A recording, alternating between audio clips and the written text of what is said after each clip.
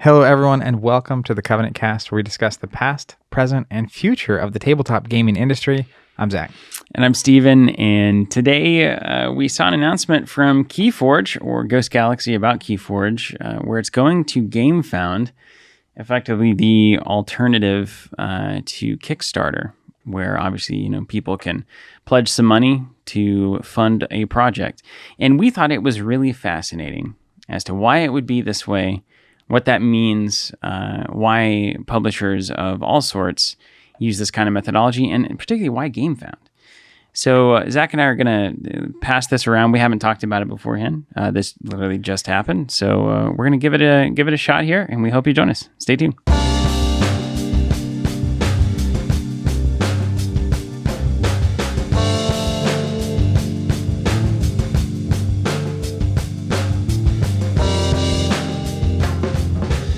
As Steven said at the top there, this kind of just happened. So some interesting notes here before we really even dive in. One, right now, while we record this, Gen Con has started. Yes. Gen Con 2022. We are not there. This is our second year in a row not going. This is only the third Gen Con I have missed since 2007. That's right. The other one being 2008. Yeah. Went 2007, was in college, couldn't afford to go in 2008, so didn't.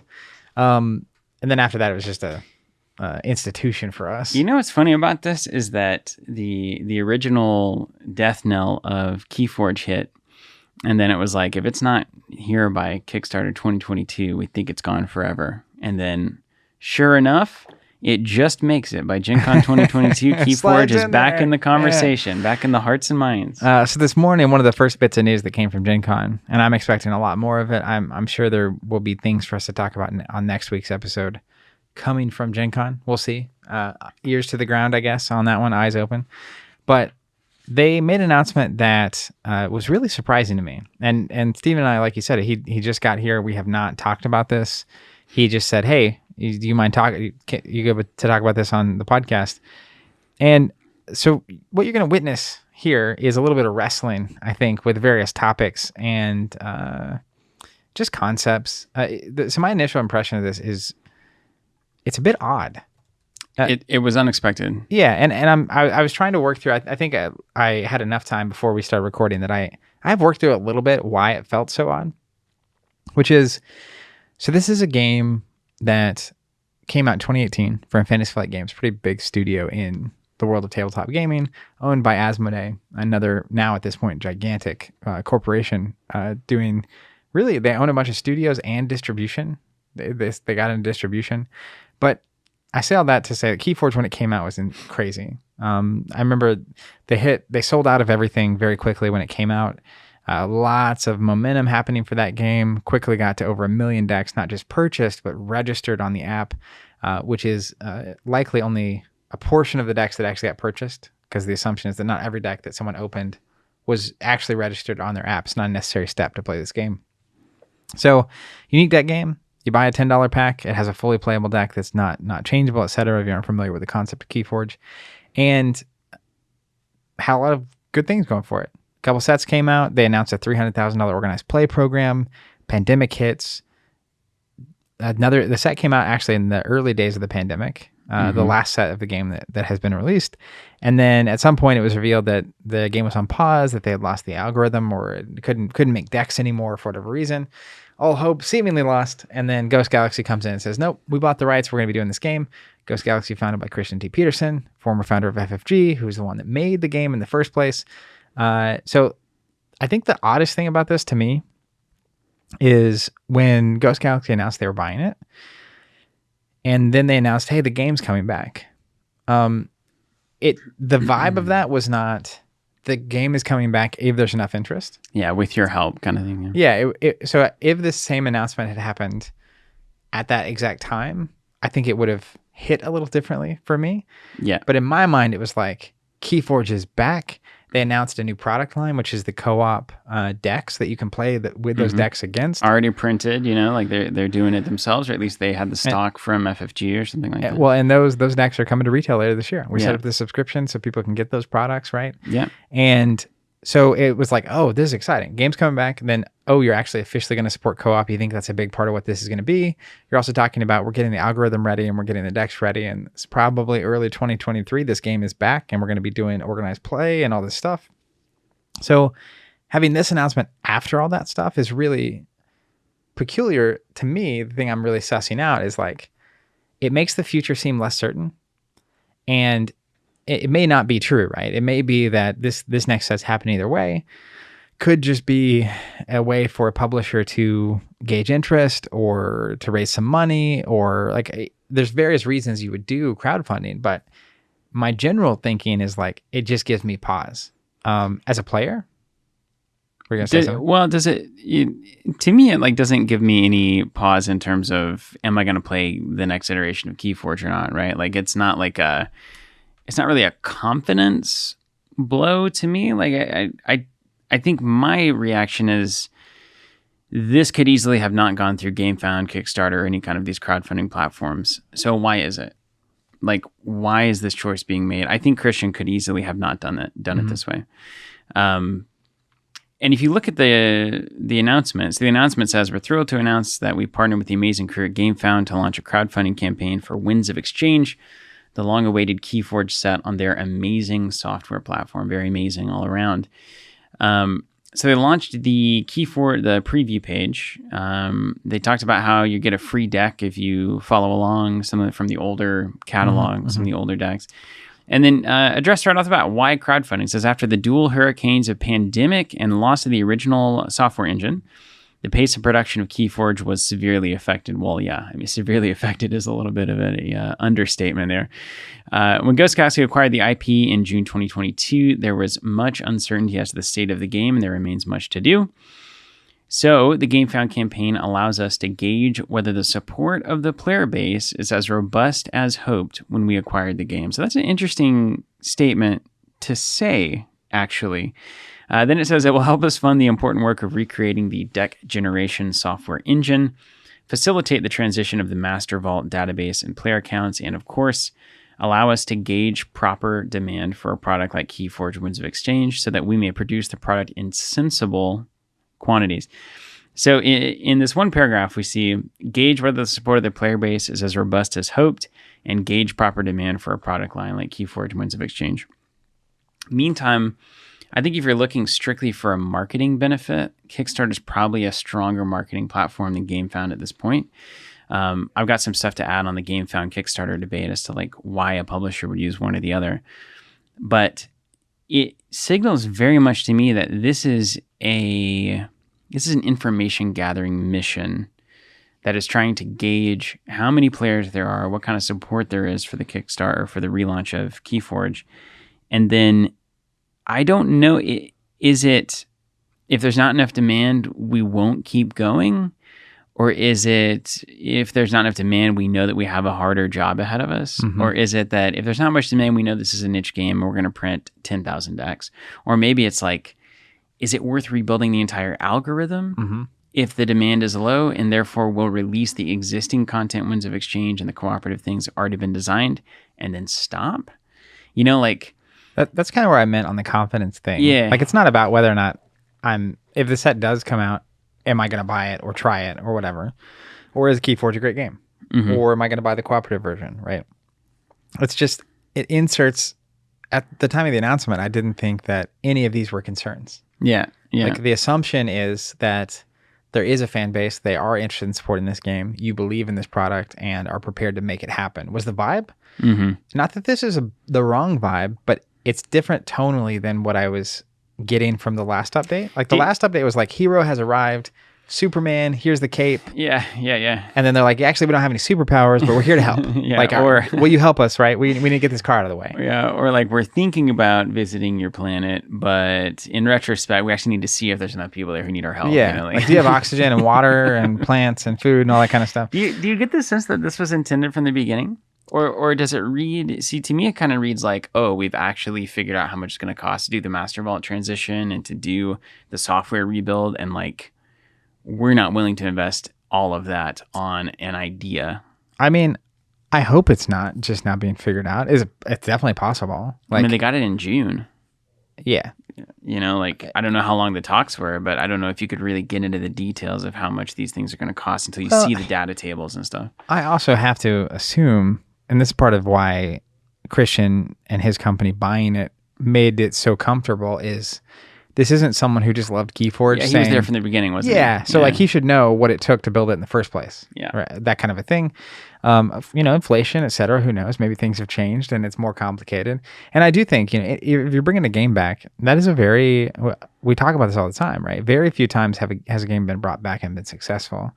And you see stuff like even us with Plaid Hat and Ashes on the PDP system. It was clearly this did not work. The difference there was clearly this did not work in the traditional retail environment. Mm-hmm. So instead of, but we do believe there are enough people that are fans of this game that it might make sense to make it. We just have to go a different way. And then that's where that whole PDP conversation and system came from. And so it feels like that. But that vibe is very different. Even in player confidence is and even a retailer confidence / distributor confidence, potentially a really important part of all this. And the other half of why this strikes me as weird is explicitly from a retailer perspective. It was not until very recently that we, as a business, would really interact and engage with companies that were going the Kickstarter route, and for a lot of reasons. There's a lot. I think we've talked about it in that podcast quite a bit, actually.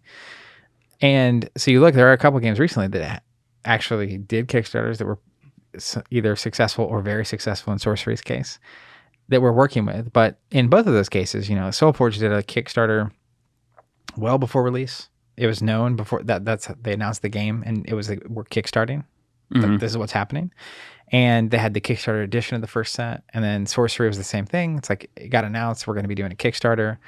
The first edition of the first set, this is how you're going to be able to get it. And then here we go. So the other odd part of this, even just from a practical retailer standpoint, is KeyForge to me is such a powerful retail product.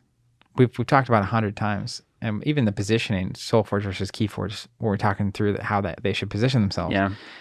To me, the best format of KeyForge is weekly sealed at the local game store. Like I think it's one of the. But do game stores know that? I mean, are retailers going to? Are they going to do that? I mean, I guess that's the question, and that kind of gets back to the whole crowdfunding thing to begin with. So, in historical KeyForge, they were doing that. Yeah. There was the gem software, and you tracked your shards, and you earned your points, and you did your stuff. And, for us, at least as a store, it was a very successful weekly gathering of people for what we were doing. I know that was true a lot of places. There's a reason FFG was willing to announce a $300,000 tournament series. Like, that's very abnormal for FFG. That's way bigger than they usually have gone in any of that kind of support. So that is also a little odd here, because now Winds of Exchange is actually a GameFound kind of backed product. Which makes it less interesting at retail, which was previously one of its strongest assets. And so then, like, if you're trying to gauge demand for the set, I'm curious how much of KeyForge's demand. Set 1 was a unique thing. Like, no pun intended. But really, it was people got in, they bought decks, it was fun, they wanted more decks, and then all of a sudden there weren't enough decks. So then there's pandemonium. But I think by like set 3 of KeyForge, I would be curious how many of your deck sales happen week 1 and how many are happening week 2 and 3 and 4 and 5 and 6. And one of the upsides of this game is that, unlike a collectible game where I think a lot of people get what they want in the first couple of weeks and then it cools off after that, you still have draft and sealed. So it's somewhat similar, but KeyForge just keeps going. Yeah. Like, sealed just keeps happening. And even draft and seal get less exciting on the collectible front once you feel like your collection's full. Like, once you've got all your cards, it's like draft and seal is a really awesome way to make a game out of collecting the cards you need for constructed. Yeah. If you want to play it that way, and I think most people do, it's kind of a nice way to slowly build your collection. But once you've got that collection established, it's whatever. I feel like KeyForge, like you said, there is no collection you can have that is complete. Right? You can never get there. So you can conceivably do this forever. But it continues. We've had so many conversations about these projects that we're working on here internally. The system as it stands, that classic 3-tier system, just continues to subtly question itself. Like, the fact that the question isn't what is retailer demand, but what is player demand is such an... It reveals so much And about the whole process. you know, what is retailer demand if not player demand by extension? Yeah, and should Ghost Galaxy be asking what is distributor demand? Like, rather than going to GameFound, they say PhD, how many do you want? ACD, how many do you want? That's how it works in our heads, right? Yeah. It's like, hey, I've got an idea for a game. Distribution, you're kind of the first gate, and once we get through this gate, it's going to go to all these retail stores, and they're going to love it, and then that's going to get it to players. But it's this weird thing where publishers are feeling the need to short circuit the demand funnel that is in front of them and go all the way to the end user to gauge demand so that it can go back up to the publisher so that they can send it into all of the middle pieces. Something in that system is not working. I think a lot of things in that system are not working. If this game is going to, whether it's for information or for financial stability, it's actually alarming to me the more I think about it that of all of the games that could not do it, that this one is as well. As like, oh my gosh, what is going on here? Maybe some winds of change are about. In yeah, maybe so. Because I think So why are they doing it? Well, according to this paragraph, right, it's the gauge and demand, it's financial, and it's also to decide how much to print, which I get. But I think that the kind of conclude my sentiment on the retailer awkwardness of this, picturing our perspective on it, even not even talking about other, just us. It's like, okay, well, interesting. If players are backing the project, which presumably is what everyone should be pointing everyone to do, if that's how they're gauging interest and that's how they're actually making this game happen. Surely you want everyone to do this thing. It's like PvP with Ashes, right? Yeah. And then my question is, are they still going to release this product at retail? And if so, like as the first set that you're releasing, that's really odd, because now there's a product that maybe a lot of our own subscribers don't want anymore. Yeah, and exactly. So like they have to cancel, or now as a store, I have to be asking like, did my players get the product they wanted already? Should I be stocking this? Right. And how much should I be stocking? And then if you're actually judging the future success of the game on how well the first set does at retail, that's going to send you mixed signals, because now all of a sudden retailers, of course, aren't going to be super ecstatic about a game that it's the same reason we forever, what was it, Relic Knights? Was that old Kickstarter? That's the classic kind of horse, the dead horse that gets beat anytime. Kickstarter like 8 years of content, and then it was like, support it as a retailer. Someday you'll get to sell products. But this isn't that extreme, right? But at the same time, if they're doing the release pattern they did previously, twice a year, it's like, so you're telling me as a retailer, the next actual set that I should be excited about is late next year. Going back to the 3-tier system, I'll tell you what, not necessarily the case for us, but 95% of retailers think in terms of days, maybe weeks. Yeah. They're not thinking months and years. So if you're telling me the next set of KeyForge that I'm going to care about is fall of 2023, as a retailer, I'm out. Yeah, it doesn't. I'll come back next August, and then if I have players that are interested at that point, we'll get interested again. Yeah, but at the same time, if, as you said, the sealed KeyForge experience is the way to go, then you don't really necessarily need to be on that first wave hype. Yep. Maybe you buy 4 boxes and you do those sealed events, and maybe you keep that going until fall of 2023, like you say. So there is still that like limited, limited format style KeyForge that stores can offer players. Totally. And make their margin that way, like make their sales that way, which speaks also to another way that it looks like things are starting to shift, or should be shifting, in terms of the relationship between retail, events, organized play, publisher, and everybody in between. And how all of this is like, on the one hand, yes, you can host events and make $5 a KeyForge deck or whatever by selling them to players and running that, using your space for that. On the other hand, you're missing out on what would be presumably the biggest influx of sales all at once for KeyForge. When Winds of Exchange first releases and players are saying, oh, I didn't, I've been waiting on this for a long time. I want 3 boxes of Winds of Exchange. Now I'm getting those 3 boxes through GameFound. There's 3 boxes I'm getting is helping GameFound make enough money to start printing. They're going to start printing and then sending it now to distributors and retailers who have less to gain off the first wave than they would otherwise have. Or maybe the GameFound success means this is more widely available and widely acknowledged by the time it gets to retail, and there's just simply more players interested in KeyForge that previously weren't because they didn't even know to look for Winds of Exchange on GameFound. Yeah, and that could absolutely be the case. I know there's a lot of people who aren't project backers, right? Yeah. I'm not going to spend $300 on a project 6 months before it comes out. I'm going to buy 2 decks when it shows up. Actually, physically, I can buy it in person, right? So it's not completely at odds, but it is just for a product that seems so friendly to a retail environment to have your first set back in a backing situation. Yeah, is peculiar. I'm not saying it's wrong. Yeah. Even I'm still processing my thoughts and opinions on it, but there's also interesting answers to that. Like if Winds of Exchange, if this is the only way it was ever available, right? Like that's kind of interesting. But I don't know. I'm still just parsing it. Yeah, especially if you're Christian and you're saying, I've got the unique deck press in the United States where I can print essentially at my leisure, depending on what other projects are going on. And I could take orders for KeyForge decks, print them, and ship them with no risk, no boats, no big shipments. Like, it's pretty appealing. That's pretty appealing. Yeah. Even if it was make 10,000, start selling them, and as they start selling, start refilling your own. Yeah. Yeah, like you could do that with a lot lower risk.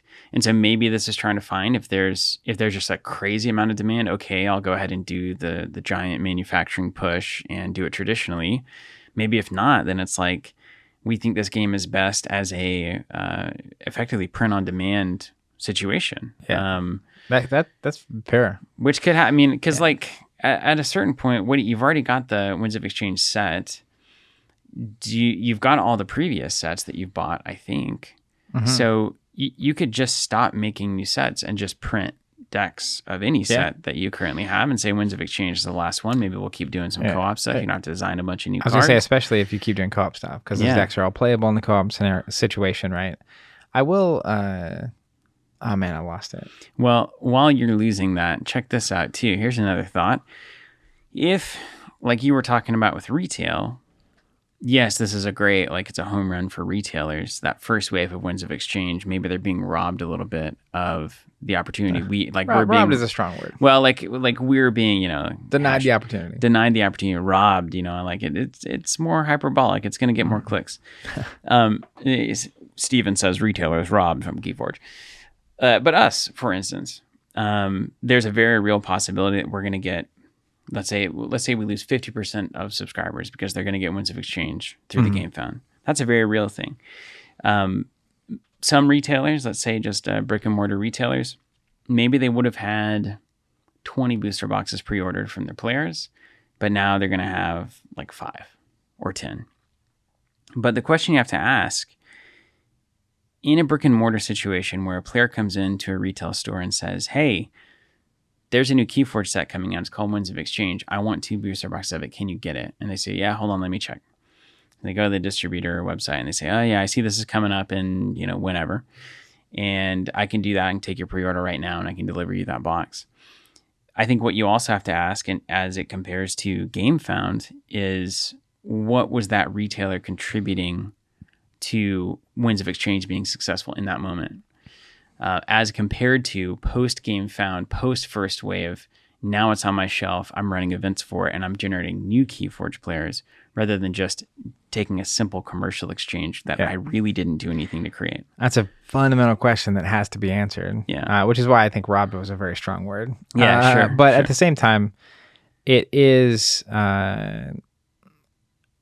if you're wanting retailer buy-in for one reason or another, whether that's because they're going to have it on the shelf and market it to new players or host events or whatever, it's an interesting approach to start here, right? There will be pushback for sure. Mm-hmm. Yeah. Let's do a little information gathering on GameFound as a whole. So I've got this article from Stonemeyer Games basically having an interview about why use GameFound instead of Kickstarter, which was, is a really good question. So this is from Sammy Laxo, best known for Dale of Merchants, ran a GameFound campaign in October 2021 for Lands of Galzir. And this was Jamie's interview with him. And he said, what were a few of your favorite elements on GameFound after running a campaign? So two of the biggest things are the integrated pledge manager and the more robust project page, just kind of like improvements on the basic Kickstarter model. He said, as for the campaign page, it's nice to be able to navigate it from a sub menu instead of what feels like infinite scrolling on Kickstarter. Rewards and add-ons are showcased better. Building and editing pages is easier, etc. Also said that GameFound support was highly responsive, which was in stark contrast to Kickstarter, which seems to have grown so large it's hard to get a hold of anyone in a reasonable time. So you see now, like, crowdfunding, and particularly crowdfunding in tabletop, has certainly gotten big enough that we're starting to see some niche building where certain companies are coming in with a smaller user base, but doing things better, improving certain aspects of the platform. And more focused on games instead of everything that could be Kickstarter. Yeah, which totally makes sense, because I think Kickstarter's biggest category is still games. And so specializing further into that niche and taking all the complaints that a universal platform creates for a specific niche of that platform and then making your platform all about that niche is totally how you do it. So this could also be as much GameFound as it is Ghost Galaxy. This could be the GameFound folks reaching out to Christian and saying, hey, we want you on our platform. Yeah. And here's what we're willing to offer. Here's what we're willing to do to make that happen. So it could be as much a PR move for GameFound as it is a necessity for Ghost Galaxy, which is another wrinkle in this whole announcement. And it's also, it's weird because we're midstream in a game. It's a game that's been out that didn't ever really quite go away, but also is kind of coming back. And one thing I wanted to mention too, on top of that, it's a really good point. Who knows what GameFound offered, if anything, and what that setup is like and what they're bringing to the table. And I do know crowdfunding campaigns a lot of times are seen very much as a marketing reality. You have stretch goals and you have these big numbers that are being hit.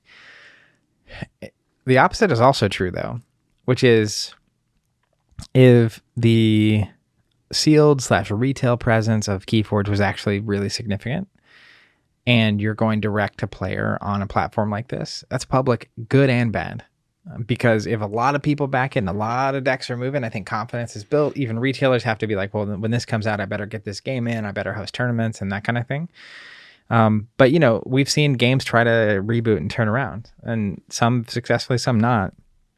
And so you have to ask yourself, like, what is the player appetite to fund KeyForge months in advance in this way? Mm-hmm. How many KeyForge players, and even now it's like I have a pile of KeyForge decks, right? Like, or a couple boxes worth. And so even if I am going to do the GameFound, how many decks do I want? Because I don't think we're at the I'm buying 50 decks phase anymore. Right. And so it's, you know what?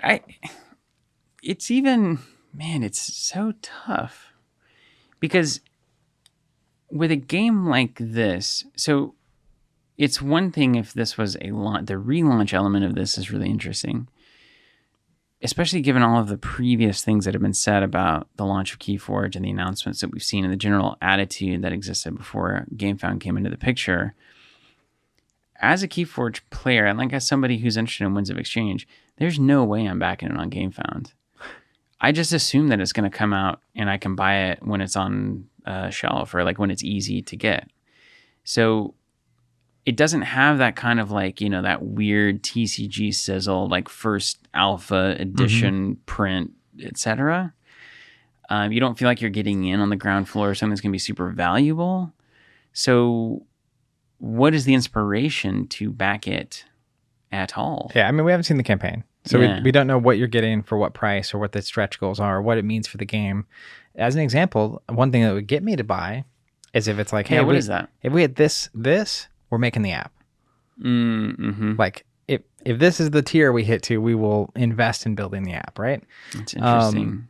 Or as an example, like that would make me at least think about it.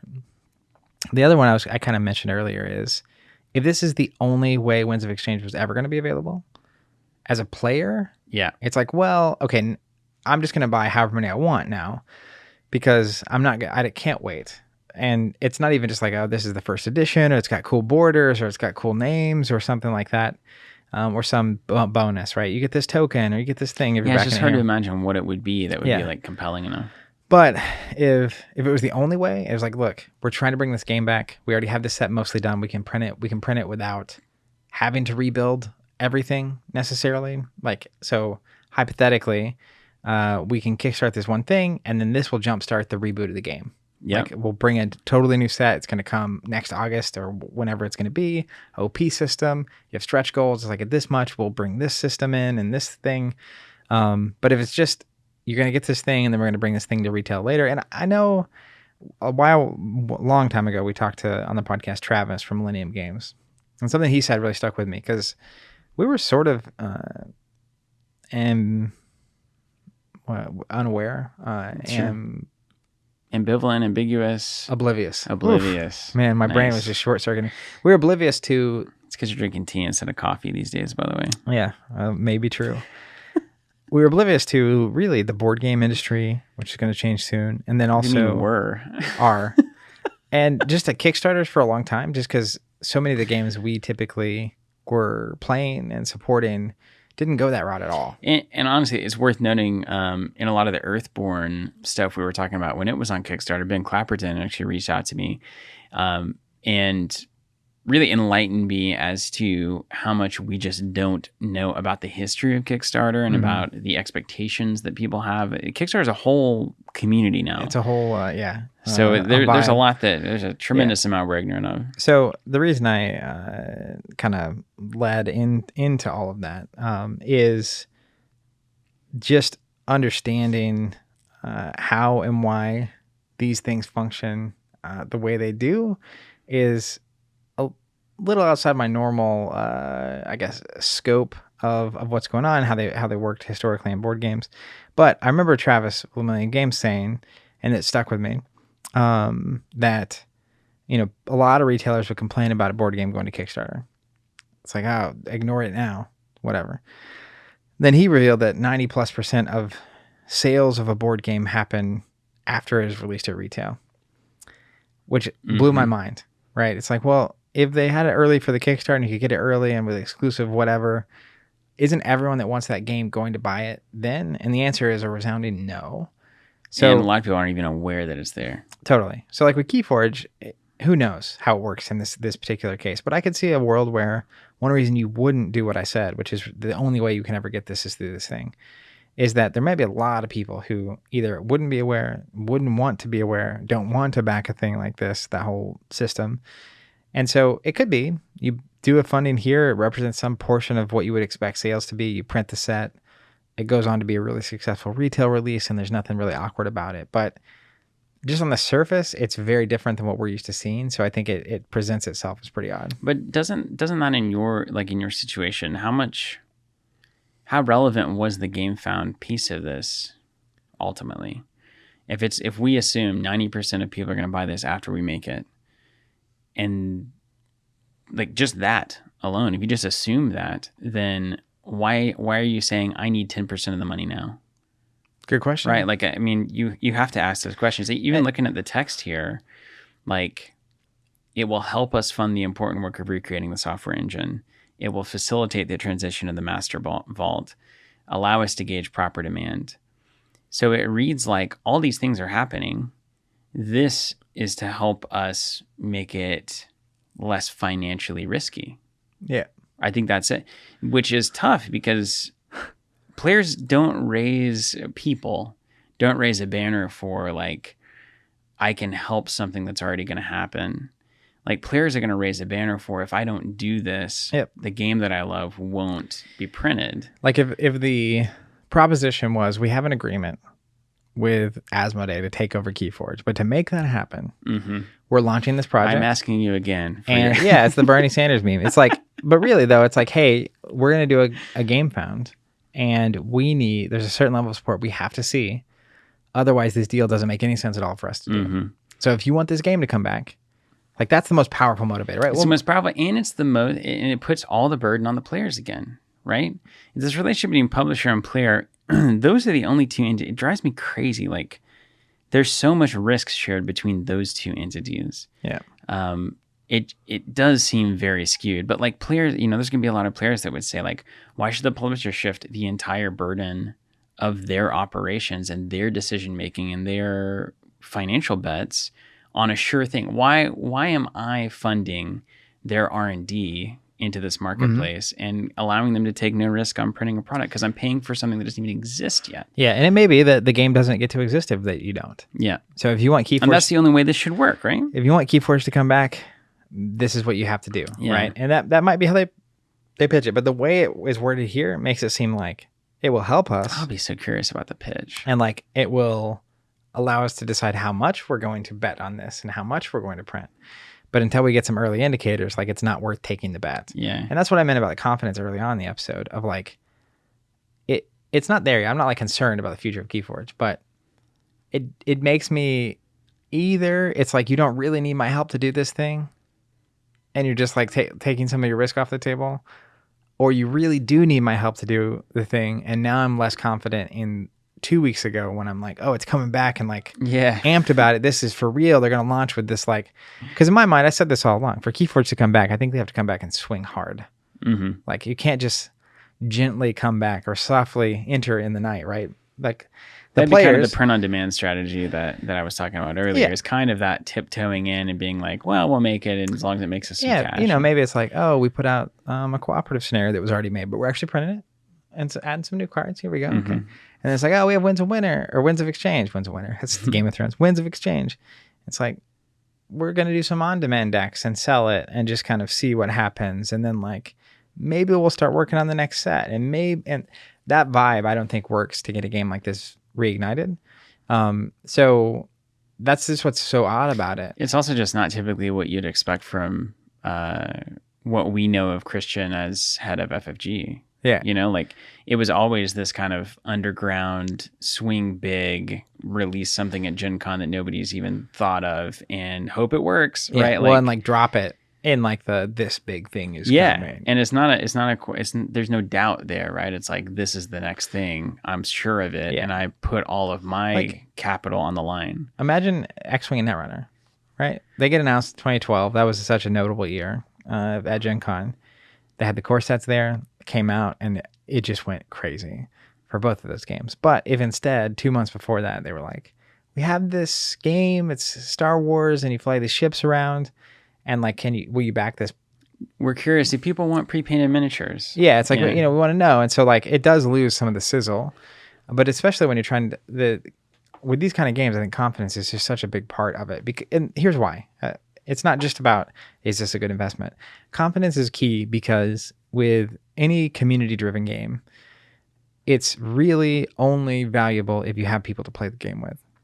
And so you need to be sure that at least other people are very interested in this thing, which the crowdfunding campaign could show. Mm-hmm. It's like there's a ton of people interested. It's safe to let your heart go back to this game and like invest in it, right? Same with retailers, right? It's like they want to know players are going to want to play this game. And they want to know that, and vice versa. Players a lot of times want to know that the place I play games at is going to want to do stuff with this game, right? That's what I meant quietly too. System. Like if you come back into the ecosystem as KeyForge, if you just kind of gently do it versus you have a real plan of, is this going to be a co-op game or a PvP game? And is there going to be support for organized play? And are there going to be tournaments, or is there not going to be tournaments, or is it going to be sealed focus? And like, how's all this going to function? So all that to say, there's nothing on the surface that is just like immediately, this is wrong. You should not be doing this. And we're light on details right now. We got just one little blip of an article. So I'm exceptionally curious to see what the campaign actually looks like and how it's presented and how it's positioned from like a marketing perspective.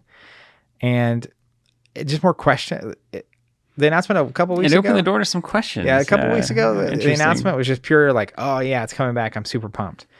And now I'm just leaning back a little bit. I'm not quite sure.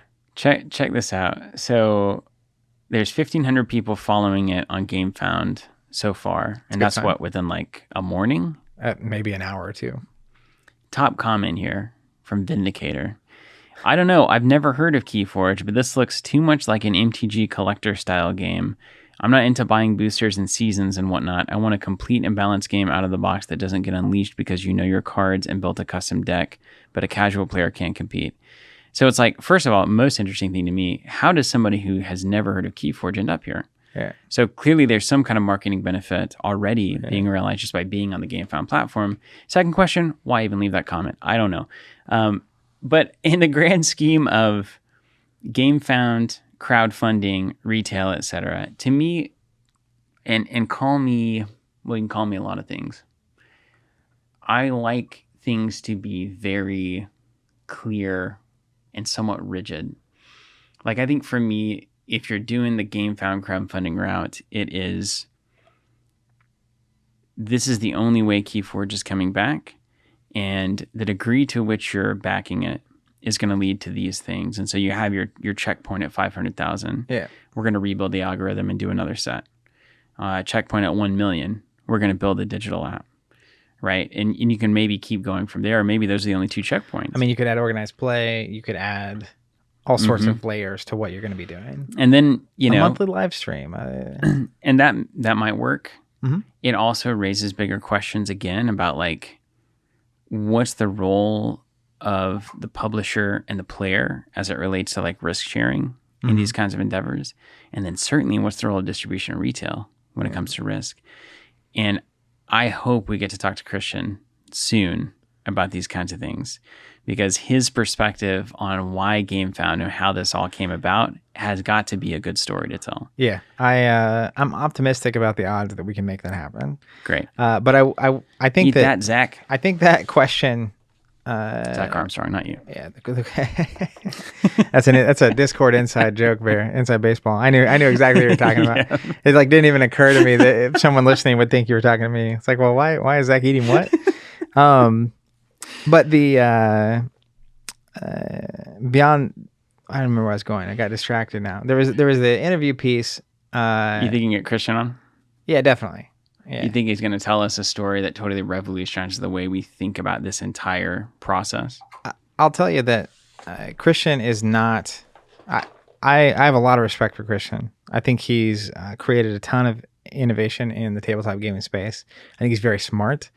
And that was part of my optimism when it was announced that they were bringing KeyForge back, because I think he really cares deeply and knows what he's doing. So I would not be surprised if we get Christian on the cast at some point or on an interview or something, and he has some really good answers. Like, we've done a couple interviews with him, which are probably worth watching, but I'm a little nervous about what I look like on those videos. I don't even remember, but I know it was not... I mean, you were crushing it, I'm sure. Oh yeah, just looking fantastic. Yeah. But well, if you're not looking better over time, right, you're probably doing it wrong. That's right. Well, I can at least be proud of that, I suppose. But a couple of interviews, and every time we interviewed him, and every time I talk with him, he's a very well thought out person. None of the questions on those interviews were pre-given to him to consider, but every time I asked a question, it was always felt like an answer that had been thought about and not in the moment, but previously. Yeah. So I don't think he's accidentally doing any of this, but there are a lot of times where FFG back in the day would do stuff and I wouldn't quite get it. I didn't ever have the chance to ask, to understand. Yeah. And they weren't terribly forthcoming on the comms side either. Right. They allowed us to fill in as players some gaps, which had some cool mystique and some cool intrigue, and it kept people talking about a lot of things. It also led to some frustrating moments, but and the degree to which anybody's owed any of that is also a question. I remember where I was going. You're commenting about the risk, right? Mm-hmm. And I think the funding platforms obviously put all risk past the point where you've done the work to get to present the project on the player. So I literally on stream yesterday, we did a really cool, if you haven't seen this, I highly recommend it. The One Box Meta Sorcery TCG have an early test print of a booster box. Had a blast doing that. But on that, I was commenting on the fact that the founder of Eric's Curiosa, Eric, spent 3-4 years getting the art together to do this game. Invested, and probably, I'm going to guess, an unbelievable amount of time, energy, and money before they even got to the point where they presented the project. So they took a lot of risk, right, to get to that moment even. But a lot of times in the industry, after taking that risk, the publisher gets to take another risk, which is printing. Yeah. with no information and no commitments from anybody. And then distributors buy some amount of it. Maybe. But they buy some amount, and then retailers don't buy until very close to release. And then players get to buy when it's on the shelf. Like when it's that the risk they take is that they buy something they don't want, but it's there. They get the asset. Or let's not forget, a lot of it is pre-orders, though. Yeah, totally. A lot of the time, we're buying products as players well before we even see them. Yep. So the crowdfunding, right? Players take on the risk at that point because they're buying a thing and hoping. I don't remember what the name of the project was the other day we were looking at, but like there was some project where costs over the past 2 years have gone crazy. Darkest Dungeon. It's crazy. Yeah. Where RIP everybody out there. You know, when you back on Kickstarter, part of the terms agreement is like you're backing a project. If it doesn't happen, there's no legal recourse, that kind of stuff. Yeah, that's been overlooked a lot in the process of that platform. But costs got expensive. Shipping, freight containers, materials, all that. And all of a sudden, it's like a publisher doesn't have the money to make the game they promised based on the numbers they had from 2019, which don't look at the same at all, and inflation and the whole 9 yards. So there's risk now, being the player money up front, and also that kind of crazy risk. But yeah, at all turns, I think everyone along the way is trying to remove doubt and risk as much as possible. That's right. And how that comes to pass, we're always trying to do the same. We have a whole system that does make it convenient to continue buying new releases for your favorite game subscriptions. It also is really good information for both us and our publishing partners, which is really helpful. And it's information that doesn't necessarily require a commitment from a player because they can cancel at any time.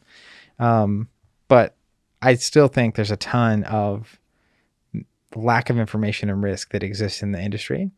And that's a very challenging problem to solve. And the question everybody needs to know is, how many players are there? How many people are interested? It always goes down to the very end of the chain, right? Like with any product, who's going to buy it? How many people are going to buy it? And the ability for a publisher to know that information with any kind of certainty. So for instance, if I'm working at Patagonia, let's say, and I'm making outdoor clothing, at this point, I may go to retail, like the retailers can buy in stock, and there would be retail stores that carry Patagonia gear, etc. But as a brand, like, I'm getting data from all of my retailers, which lines are selling, how many of them are selling, what sizes are selling. How did they sell last year? From my website. I know what color patterns are selling the best. I know X, Y, and Z. Fashion trends, etc. Yeah, man. So it's all. Yeah. So when I go to print the next jacket, like, it's not just this works out, kind of a thing. When it comes to printing Winds of Exchange for KeyForge, where do you start with understanding how much to print between 1,000 and 20,000 and 1 million? Well, and that is the strangest thing of all of it is there's no good data on that, and there's no way to get that data. Because you think retailers are passing that up to distributors? No. I mean, they're getting sales numbers. You think distributors pass that up to publishers? As a retailer, I know you can put a number into the system at any point, but it's very late when you're actually committing to that number, like very, very late. Mm-hmm. And even if it was being passed, like what people say they're going to do and what they actually are going to do is not necessarily the case. It's also worth mentioning, if you actually think about 99% of anything that gets sold, people don't get to know how well it's going to do before they make it. Yeah. Like, General Mills isn't like, well, pre-order your Lucky Charms. I mean, if they're launching new cereal, they're going to do some focus groups. Totally. They have math. But they pay for it, you know? They pay to go find out and try to do their best. And tabletop is small enough that, like, I don't know that you're getting paid research on how many decks of KeyForge you're going to sell. No. But what's odd to me, if you really want to gauge interest, I feel like there's a million ways to actually do that. Like, even just basic on, like, the website, it's like, we need to know how many people are interested in this game so we can print. Click here to get sign up for our newsletter or sign up for this thing. Click this button. Click this button. And it's not 100% accurate, but it's like if you have 1,000 people do it or 10,000, that tells you something. It does. It gives you an idea. Yeah. Here's the final. So obviously there are examples where information is easier, like the 6th Arkham expansion. At this point, I think we know, like everybody kind of knows by now, this is about how well they sell. And I think Asmodee knows that. They print this many, they sell out in X number of months across the entire chain. We get it. But with new products and with relaunches like this, that's when you realize there's just not a lot of understanding. And I think your point is a good one, that is usually the case across all industries. Yeah. Anytime you're bringing something new, you just don't know, right? Like CNN Plus or whatever, they invest $20 bazillion into that. Yeah. Nobody watches it. How did that happen? How did they not? And it's like, well, maybe you can't really know. At a certain point, you've got to believe, like in a perfect world, right? You believe in something a lot. You either have or you, and this is where the money comes in, right? It's like, you got to go get the money. So now you got to convince other people to believe in this thing that you might believe in, and they don't, and now it can't get made. So that's when, well, maybe I go to Kickstarter because I know players will believe in it, even if banks won't understand it, right? Yeah. And I think one of the key differences there, right, is if there's a new, flavor of Lucky Charms that they try to put out and it fails, a lot of times it's like, oh, we made 3% less profit this quarter. Yeah. In this case, a lot of times the industry is so small that it means, oh, that publisher I liked is now out of business. And that could have been the case for Ghost Galaxy. Totally. They could have been looking at it and saying, like, if we print to the demand that we think we have, and then it's not that demand, that could be the end of this publishing company. Yeah. It's so and crazy. This game, right? And you know that what's sitting on top of Christian's mind probably right now is, how big did I miss on Call of the Archons? Yeah. Like that thing sold out in a week, and they had to wait so long before more decks came in. How many more decks could they have sold to Call of the Archons? And the thing I mentioned earlier is this is not a new game. So is it possible that the lightning you struck with Call of the Archons it was a new game, a new format? It was interesting. It was easy for people to get into. And then now there's a lot of people who would be interested, who know whether or not they're interested. And the people that were really interested also now have 150 decks. And so how many are they going to? It's a lot of questions. So right? It sounds like you need information. Maybe GameFound's the best way to find it. Yeah. And, we'll see. We know very little, but it is not generally true. It was just not expected, which is what makes it interesting. This is kind of a unique moment in time. And we'll see. Maybe we'll talk about it next week. Maybe we won't. Maybe more will be revealed. But I'm very interested to know, and I'll be excited to talk to Christian when we get to. All right. So we'll finish this here and play some Lord of the Rings TCG, which is always just a funny thing to say out loud. We're going to make a podcast channel in the Discord. It's just happening. I've been joking about it for a while. We'll just do it right now. I'll make sure that happens. And then I would love to hear from anybody in the Discord, cub.link/Discord if you want to join. We do need a podcast channel. Just what do you think about the GameFound Kickstarter move? How did that go? Also in the KeyForge channel, probably will naturally happen there, if not exclusively there. So it is nice to have a sub this is the podcast discussion. True. Yeah. Zach and I are just genuinely curious. It helps to get more opinions and more perspectives so that we don't get insular and kind of siloed in our own thinking, because we talk to each other a lot. So we'd love to hear from you, and we'd love to have you listen on the next podcast. You got one more thing? Well, I was just going to say, particularly if people I'm most curious to hear from are previous KeyForge players and retailers. So if you're a retailer listening to this, I would also... I'm interested to see what the take is on this move and your perspective and how it's changed since the original announcement to now. That I'm curious about that. And Christian, if you're listening, you're always welcome to come to the Discord and give us your thoughts. We'd love to hear from you. All right, everybody. Hey, thank you so much for listening. We'll talk to you next week. Until then, keep playing.